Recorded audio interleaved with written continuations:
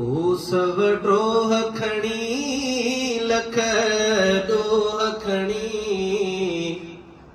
मां तो वटि आयो आहियां धणी इंसाफ़ कंदे भी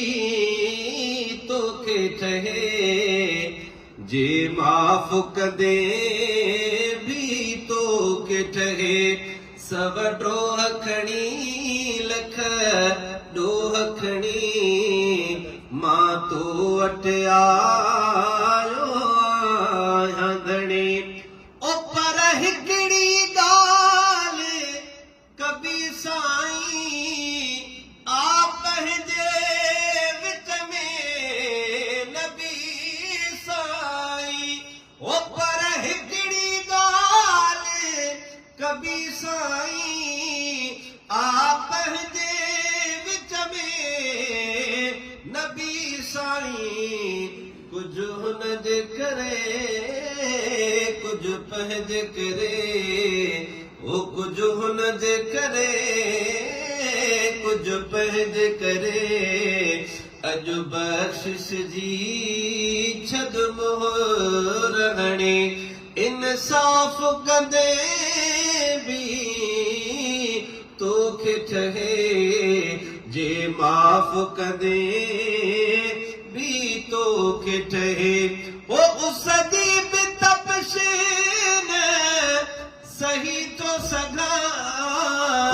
पोइ बाहि में कीअं रही थो सघां उसदी बि तपशीन सही तो सघां पोइ बाहि में कीअं रही थो सघां ओ दोज़ख खां खुदा तूं पनाह में रख दोज़ख खां खुदा तूं पनाह में रख मूंखे जन्नत घुर भी आ सोहणी इंसाफ़ कंदे भी तोखे ठहे रब माफ़ कंदे भी तोखे ठहे सव ड्रोह खणी लख ॾोह खणी मां तो वटि आयो आहियां धणी ओ मां मिटीअ जे हिक ज़रणे सां ऐं वारीअ वारे घरणे सां मां मिटीअ जे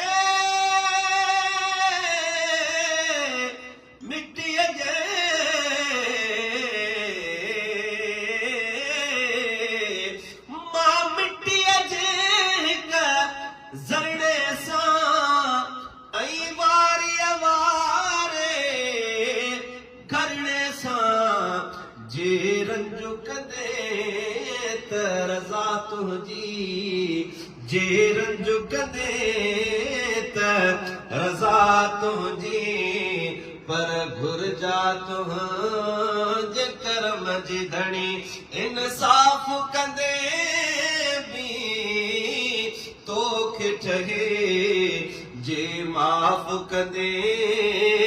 भी तोखे ठहे सव ड्रोह खणी लख ॾोह खणी मां तो वटि आयो आहियां धणी ऐं साईं शायदि रफ़ी कमरोटी लिखे थो त ओ मूंखां सूर मथे जो सहण बि ॾुखियो थींदो क़बर ॾुखीअ में रहण बि ॾुखियो शल उनखे बाग़ बणाईंदे ॾे रफ़ीक खे जन्नत आ वठणी शल उनखे बाग़ बणाईंदे ॾे रफ़ीक खे जन्नत आ वठणी इंसाफ़ कंदे भी तोखे ठहे रब माफ़ कंदे भी तोखे ठहे।